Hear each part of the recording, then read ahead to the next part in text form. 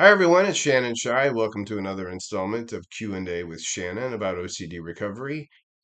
Today we're going to talk about sitting with anxiety. Thank you everyone for the questions. I hope you find that this series and the other series are helpful to you.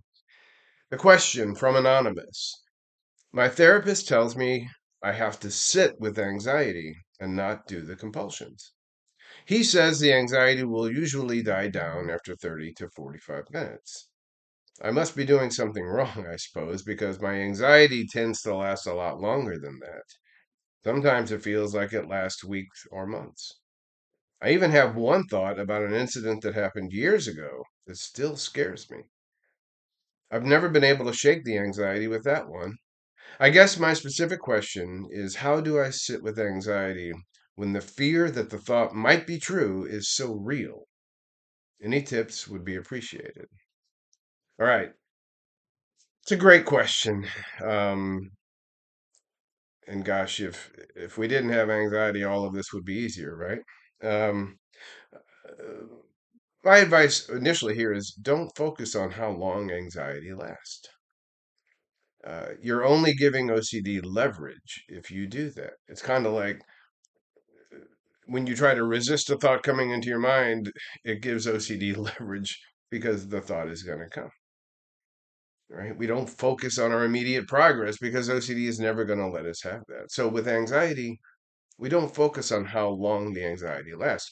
We know that we are supposed to resist giving into the compulsion, and we don't bend to anxiety to make us give into that compulsion. So that's the goal. And I'm going to give you my personal take on how I sat with anxiety. But first, let me remind you that there are many learned therapists out there who have tips on how to deal with anxiety. And I have a short list here of personal friends who are therapists who I've met through my association with the International OCD Foundation, and they're really good. Dr. Jenny Yip, Dr. Jon Abramowitz, Dr. Charley Mansueto, Dr. Fred Penzel, Dr. Patrick McGrath, Dr. Jon Grayson, Dr. Reid Wilson, Dr. Robin Zazio, Dr. Liz McIngvale, Jon Hershfield, Chris Trondsen, and Kimberly Quinlan. And I have a long list that follows that, but I'm limited by time and space here. But they are all golden souls who've dedicated their lives and careers to help people. So I commend you to them. How did I deal with anxiety? Well, it's not complicated. Doesn't mean it was easy, it's just not complicated. It was helpful for me to remind myself that the thoughts were coming from OCD. I called them false narratives, no value. There was a reason why these thoughts and why this anxiety was with me. Right? It was coming from OCD. I reminded myself why I needed to sit with the anxiety. My doctor told me that it's what I had to do to make the disorder weaker and to get better. Right? There was purpose behind me enduring what was real pain. There was purpose behind it. I reminded myself that my doctor told me the anxiety would eventually subside. Right? Let me keep going because ultimately it's going to subside. And it did. I didn't focus on how long. I just stayed with it. I had made a decision that I wasn't going to give in to the compulsion. And I expected at some point the anxiety would subside. And it did. I reminded myself why I wanted to get better. Right? My family, my friends, my future, my freedom. Those were all reasons more important than my anxiety or my fear that helped me endure it. It was helpful for me to do things to try to relax,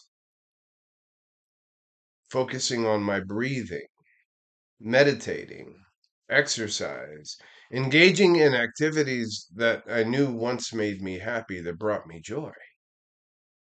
Playing the guitar, listening to music, walking in the park, playing with my kids, that list goes on. Even in times when I didn't feel like it, I said, just go do that. It helped me to engage in projects, activities to keep myself occupied, not as a distraction to anxiety or the thoughts, but to get me to do something. And it could be rather simple: mow the lawn, right? Build something, watch TV, read a book, anything, right? Living my life, doing the things that I wanted to do and I needed to do. Those were helpful to me in sitting with the anxiety. And what we learn is that we can do things and endure anxiety. They're not mutually exclusive. They're not. And over time, the anxiety will subside. It's important to acknowledge the presence of anxiety. You know it's going to be there. You don't have to be surprised by it or distraught by it. You know it's going to be there, right? Remember the paradox. I got ultimate relief from anxiety by not demanding immediate relief from anxiety. Think about that.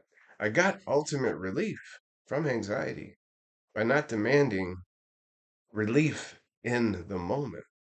The same way with certainty. Right?